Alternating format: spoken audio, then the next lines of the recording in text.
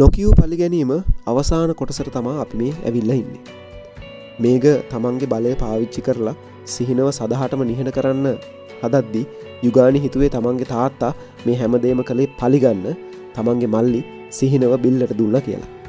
හැබැයි සිහින සහ මේක දෙන්න එකිනෙකා මරා ගන්න සූදානම් වෙච්ච මේ මොහොතේ මුළු කතාවම වෙනස් කරන ගමන් යුගානිගේ තාත්තා ඒ දෙන්න මැදට පැමිණෙනවා. ඔහුගේ ඇස්වල තිබුණේ වෛරයක් නෙවෙයි. ඇත්තටම කියනවා නම් ලොකු සත්‍යයක්. තාත්තා ඇවිල්ලා මේකගේ අතින් අල්ල ගන්නවා. ඔහු මේකට පෙන්නනවා Taman සතු වුණු ලියකිවිලි සහ සාක්ෂි සමූහයක්.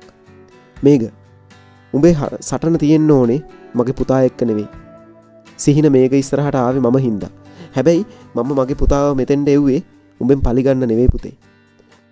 උඹේම තාත්තා උඹටත් හොරෙන් කරන්න හදපු මහා විනාශයකින් උඹවයි මගේ පවුලයි දෙකම බේරගන්න. මේක සම්පූර්ණයෙන්ම හොල්මන් වෙනවා. ඇත්තටම සිද්ධ වෙලා තියෙන්නේ මොකද්ද? අතීතයේදී යුගානිගේ සහ සිහිනගේ තාත්තට මහා ද්‍රෝහිකමක් කරලා ඔහුගේ මුළු ව්‍යාපාරයම විනාශ කරලා ඔහුව පාරට ඇදලා දාලා තියෙන්නේ මේකගේ තාත්තා.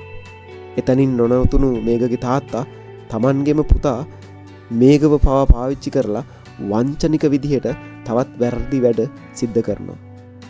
යුගානිගේ තාත්තා Tamanගේ මල්ලි සිහිනව මේක ඉස්සරහට එව්වේ මේක වැරදි පාරක යන එක වළක්වන්න.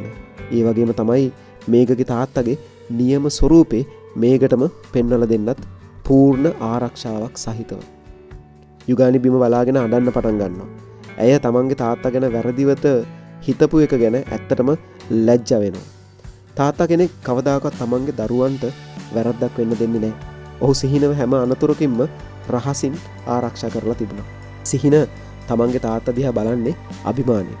ඔහු දැනගෙන හිටියා තමන්ගේ තාත්තා හැමදාම නිවැරදි පුද්ගලයෙක් බව. මේක උඹ මේ කතාවේ ලොක්කා වෙන්න ඇති. හැබැයි උඹේ තාත්තා කරපු වැරදි වලට උඹ වන්දි ගෙවන්න ඕනේ නෑ පුතේ. වැරදිකාරයාට තමා දඬුවම් ලැබෙන්න ඕනේ. යුගානිගේ තාත්තා එකතු කරපු හැම සාක්ෂියක්ම නීතිය ඉදිරියට යනවා.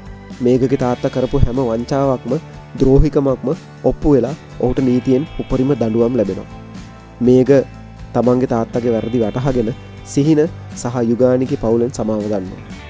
වෛරයෙන් පිරුණු ඒ හදවත් මැද අවසානයේ සාමය සහ ආදරය රජ කරනවා. යුගානිගේ තාත්තගේ නිහඬ බව පිටුපස තිබුණේ මහ පලිගැනීමක් නෙවෙයි. තමන්ගේ දරුවන්වත් සතුරන්ගේ දරුවන්වත් වැරදි වලින් බේරගෙන හරි පාරේ යවන්න හදපු මහා පිය සෙනෙහසක්. ඉතින් නොකියූ පරිගැනීම අවසానයි. අපි ආයෙත් හමු වෙමු. ඔයාලට සුබ දවසක්.